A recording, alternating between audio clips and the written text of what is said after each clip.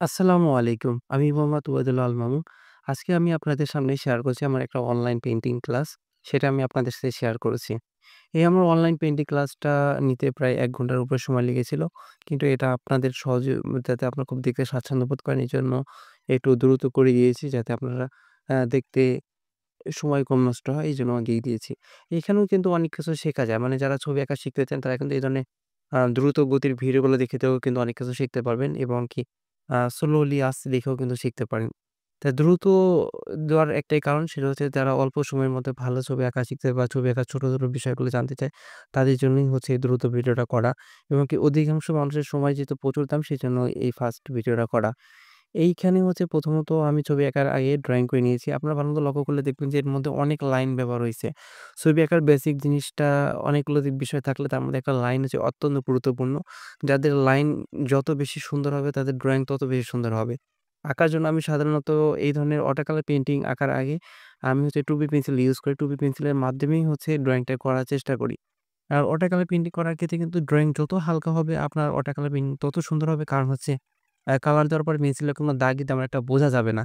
কিন্তু আপনি যদি অনেক ডিপ করে 4B অথবা 6B পেন্সিল ব্যবহার করে ড্রইং করেন তাহলে দেখা যাচ্ছে যে আ ওই পেন্সিলের দাগগুলো থেকে যাবে এবং কালার দেওয়ার পর পেন্সিলের ওই দাগগুলো খুব চোখে লাগবে এবং ছবিটা রিয়ালিস্টিক বা সুন্দর লাগবে কম। এই জায়গা থেকে যে লক্ষ্য করি আমরা এইজন্য হচ্ছে যত হালকা করে ড্রইং করা যায় তত সুন্দর হবে। এজন্য আমি হালকা করে ড্রইং করছি। এখন আমরা ওয়াটার কালার পেইন্টিং শুরু করে দিতে পারি। আমি আঁকার জন্য ব্যবহার করেছি সাধারণ কার্টিজ পেপার। প্রথমত ওয়াটার কালার করার সময় আকাশের দিকে কালার করা উচিত বা উপর থেকে কালার করতে, করতে নিচ দিকে নামা উচিত। একজন চাইলে পরে সে তার ইচ্ছামত যেকোনো জায়গা থেকেই শুরু করতে পারে। কিন্তু আমি আকাশ থেকে শুরু করতে বেশি স্বাচ্ছন্দ্য বোধ করি। আর আকাশ আঁকার ক্ষেত্রে কিন্তু ওয়াটার কালারে বেশি সময় নেওয়া উচিত না। জাস্ট ২-৩ মিনিটের মধ্যে আঁকা শেষ করে দেওয়া যেতে পারে। যদি একটা কালার হয়। আর যখন আপনারা সন্ধ্যার অরেঞ্জ কালার তারপরে পার্পল কালার এই ধরনের কালারগুলো এপ্লাই করবেন তখন কিন্তু এগুলো নিয়ে আরো ঘাটাঘাটি করতে হবে। অবশ্যই নেক্সট কোনো ভিডিওতে আমি আপনাদের সন্ধ্যার সময় আকাশের যে কালারগুলো থাকে সেগুলো কেমন হয় সেরকম একটা ভিডিও আমি আপনাদের সামনে তুলে ধরবো।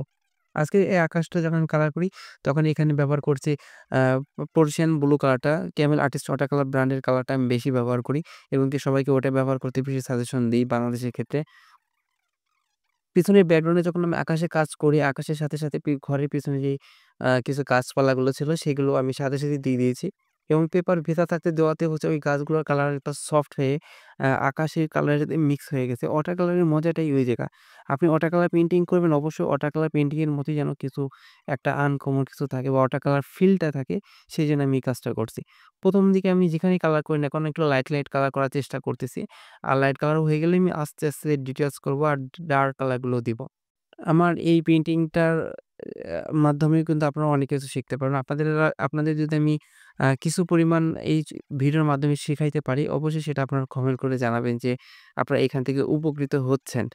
আর আপনাদের এই কমেন্ট, আপনাদের লাইক এগুলোর মাধ্যমেই কিন্তু আমি আমার এই ধরনের ভিডিওগুলো আরো কন্টিনিউ করে যাব। এটা আপনাদের চাহিদার উপর ডিপেন্ড করতেছে। আশা করতেছি যে আমার ভিডিওতে ভালো লাগে অবশ্যই সেটা আপনারা কমেন্ট করে জানাবেন। এখন হচ্ছে আমি আঁকা শুরু করেছি ঘরের উপরে যে চালটা। এই চালটা মূলত এমনিতেই ঘরের নরমাল চালগুলোতে অনেকটা সিলভার কালার টাইপের কালার দেখা যায়। কিন্তু এই ঘরের চালটা অনেকটা জং ধরে গেছে। এই জং ধরার কারণে অনেকটা ব্রাউন কালার টাইপের কালার নিয়েছে। আমি এখানে ব্রাউন সিরা কালারটা এপ্লাই করেছি। আর ওয়াটার কালারের একটা গুরুত্বপূর্ণ বিষয় হচ্ছে হোয়াইট কালার। আমরা অনেকেই আছি যে ভাবি যে অন্যান্য কালারে যেরকম সাদা রং ব্যবহার করে অ্যাক্রিলিক বা অয়েল কালার যেমন সাদা রং ব্যবহার করতে ওয়াটার কালারও মনে হয় এভাবে সাদা রংটা ব্যবহার করা উচিত। আসলে ওয়াটার কালারে যারা ওয়াটার কালার আর্টিস্ট তারা কিন্তু কখনো সাদা রং ব্যবহার করে না। সাথে হচ্ছে কালো রংটাও তারা ব্যবহার করে না। এরা হচ্ছে কালো রং মানে আমরা হচ্ছে কালো রং মিক্সিং করে তৈরি করার চেষ্টা করি। করে সেটা এপ্লাই করার চেষ্টা করি। এখানে যে পেপারে যে সাদাটা সেই সাদাটা রাখার চেষ্টা করতেছি। এখানে আমি সাদার এখানে কোনো সাদা কালার ইউজ করতেছি না। আর ওয়াটার কালার এই পেপারে যে হোয়াইট বা সাদা সেটা রাখাটা উচিত। এতে ছবিটা আরো বেশি সুন্দর হয়। পেপারে হোয়াইট রেখে যদি আপনার ছবি আঁকতে পারেন ছবিটা আরো বেশি ফুটে ওঠে। এজন্য পেপারে হোয়াইটটাই আমি রাখার চেষ্টা করতেছি। এখানে কোনো সাদা রং ব্যবহার করব না। দেখেন আমার ছবিটা কিন্তু অতটা এখনো ডিটেইলস হয় নাই। জাস্ট তারপর কাঠামো কিন্তু বোঝা যাচ্ছে যে কেমন কি হচ্ছে। এখন হচ্ছে আমি হচ্ছে আস্তে, আস্তে সময়ের সাথে, সাথে অনেক ডার্ক কালার যেগুলো আছে সেগুলো এপ্লাই করা শুরু করব।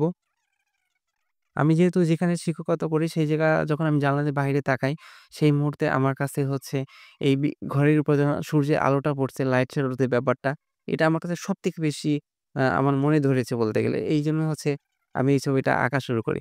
এবং আমরা ভালোমতো খেয়াল করি এখনো কিন্তু লাইট শ্যাডো ওইভাবে আমি ঘরেতে এপ্লাই করিনি। এখন কিন্তু শ্যাডো এপ্লাই করতেছি। শ্যাডো এপ্লাই করলে আপনারা বুঝতে পারবেন লাইট শ্যাডোটা কেমন? এবং এখন ছবি যে লেভেলে আছে আমি যখন শ্যাডো দিব, শ্যাডো দেওয়ার সাথে, সাথে ছবিটার লেভেলটা আরো হাই লেভেল হয়ে যাবে। কারণ হচ্ছে ছবি আঁকার গুরুত্বপূর্ণ কিছু বিষয়ের মধ্যে হচ্ছে ড্রইং, পার্সপেক্টিভ এবং লাইট শ্যাডো। আবার এই ছবিতে যখন আমি শ্যাডো গুলো এপ্লাই করব তখন দেখবেন আমার ছবিটা আরো বেশি রিয়ালিস্টিক একটু জীবন্ত, জীবন্ত একটা ভাব চলে আসা শুরু করবে। ছবি আঁকার অনেকগুলো বিষয়ের মধ্যে লাইট এবং শ্যাডোর ব্যাপারটা এত গুরুত্বপূর্ণ আমরা অনেকেই যারা ছবি আঁকা একদম শুরু করছে বিগিনার লেভেলে তারা এই জিনিসগুলো বোঝেই না। তো সেই জায়গা থেকে আমি বলব অবশ্যই লাইট শ্যাডো সম্পর্কে আপনাদের আরো বেশি জানা উচিত যে লাইট শ্যাডোটা কেমনভাবে ছবি আঁকার ক্ষেত্রে আমাদের এপ্লাই করা উচিত।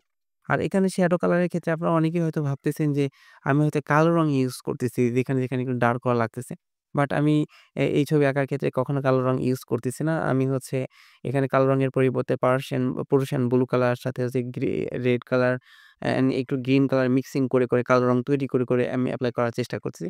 ওয়াটার কালার নিয়মই এরকম যে আপনি কালার মিক্সিং করে কালো রংটা তৈরি করে এপ্লাই করবেন। আর কালো রং যদি ব্যবহার করতে হয় খুব সামান্য পরিমাণ ব্যবহার করা উচিত। বেশি ব্যবহার করলে ছবিটা নষ্ট হয়ে যাওয়ার সম্ভাবনা আছে। আর এটা আমি নিজে পরীক্ষিত। আমি এর আগে একটা ভুল করে আমি আমার একটা ছবিতে কালো রং ব্যবহার করি। সেখানে ছবিটা নষ্ট করে ফেলি। তারপর থেকে আমি কালো রংটাকে যতটা পারি এভয়েড করি। আর ওয়াটার কালার আর্টিস্টরাও কালো রং তারপর সাদা রংকে এভয়েড করে। তার পেপারে সাদাটাকে রেখেই ছবিটা আঁকার চেষ্টা করে। আজকের এই ভিডিও আপনাদের কাছে কেমন লেগেছে অবশ্যই সেটা কমেন্ট করে জানাবেন। আর ভালো লাগলে অবশ্যই শেয়ার দিয়ে রাখবেন। সবাই ভালো থাকবেন। আসসালামু আলাইকুম।